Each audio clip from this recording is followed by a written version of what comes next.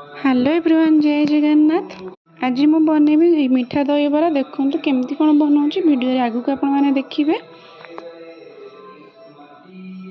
एठी मो बिरी की बतुरें बाटिकी नहीं जाइए। मु लुण पकईदेली भलसे गोलई देवी। गोलई देकी तेल ताती गला मुझे बरा पकई नेबी। खाली लुण गोलैक ही बरा छाणी से आउ कि पड़ोनी। ये देखो मु बरा छाणी नेली। ये गोटे जगार रखीदेली। ये बरा सबूक छाणी नहीं गला मुझे गोटे जगार पानी नहीं जी। मुझे पानी नहीं गली लुण टे पकईदेली। ए हेंगू पकईदेली। एथिरे मु मीठा पकईदेली टिके नाकू बुरा पकईदेली। आपण मैंने चाहिए चीनी पकईबे। ये मुझे पानी पकईदेली भिजेदेली। एबे मुझे दही रेडी करी मीठा दही। देखो मु मीठा दही नहीं गली 2 चम्मच।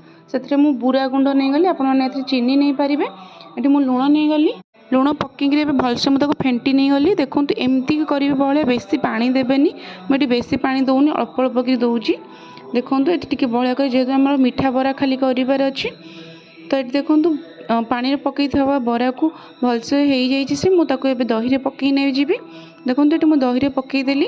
ये बतुरी किसी समय को छाड़देवे। एमती मुझे किसी समय छाड़ी सारापर मुझे रेडी हो गला।